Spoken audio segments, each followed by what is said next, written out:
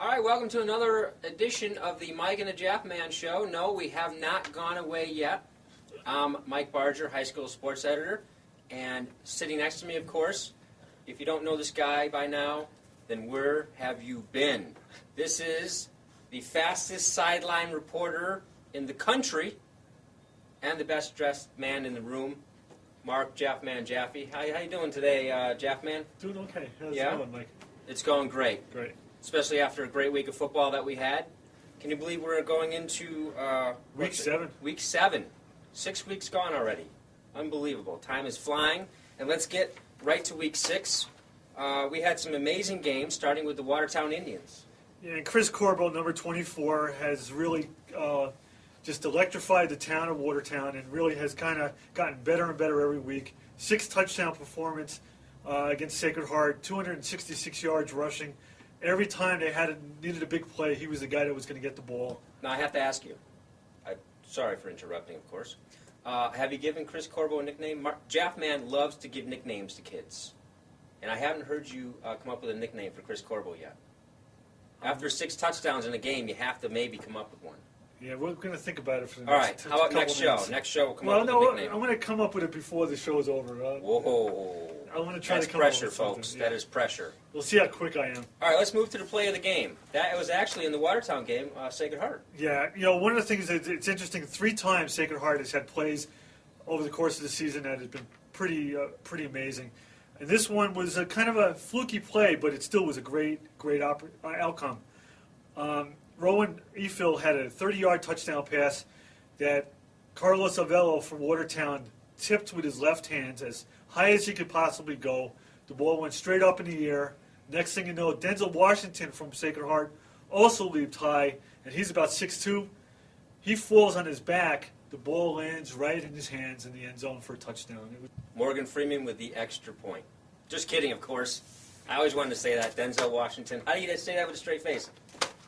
Didn't even. Okay, moving on. One of the many sophomore sensations for Sacred Heart. Battle of the Dogs. Crosby Bulldogs versus the Naugatuck Greyhounds.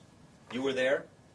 And the thing that's interesting about Crosby is that they had their starting tailback injured, Dion Small. They had their starting tight end that's been heavily recruited, Jerome Cunningham, not playing even though he was in uniform. And yet it didn't matter. They had Steve Dunbar double covered. They had a lot of different things going against them. And yet Matthew Lamb, 6'5", unknown, not to the Crosby people, but definitely unknown around the league. And he comes up with a 3-touchdown performance, 141 yards, 6 receptions, and it set the tone for the game when he had the opening touchdown. David Gondek hit him in stride. He went for a long touchdown, 6 points, big victory for Crosby. All right, shifting gears to the Southwest Conference. Pomperog with a big win over Joe Barlow. What do you know about that game? Well, one of the things that's interesting about Pomperog is that they're 2-4.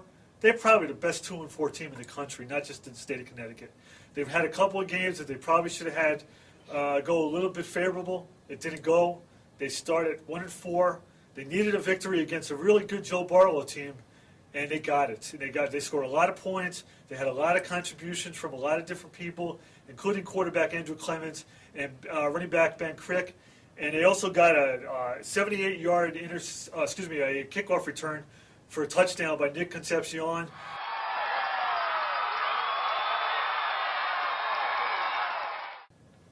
There's probably a team in Iowa right now saying, no, we are the best 2-4 team in the country. But that is for debate. All right, and also one thing going on to the Pequot Conference, congratulations to the Housatonic football team for the first victory of the season. Yes. Now, just moving on quickly, Torrington Woodland had quite a battle last week in the Copper Division that will go a long way in deciding who's going to win that title. Yeah, and I think one of the things, I saw Woodland on Saturday for the first time, and they have what I consider one of the top 5 players in the league in John Murray, and he proved that point in the second half of the game against Wilby, and it just took them a little time to get better and better, and they're 3-3 right now.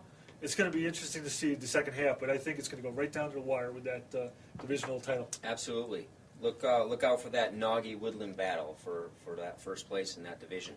All right, well, thanks for watching the Mike and the Jaffman show. Don't forget to come back. And we're going to also have a feature on the St. Paul, undefeated St. Paul Falcons on Friday in the Republican American. So take a look at that on the website as well as the newspaper.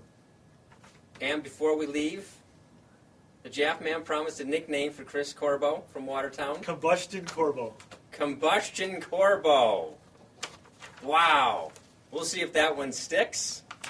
We may be getting some emails shortly from the Corbo family, good or bad. But hey, thanks for watching. Be sure to also check out our prediction show, where Jaffman and I show exactly how clairvoyant we are. All right, we'll see you next week.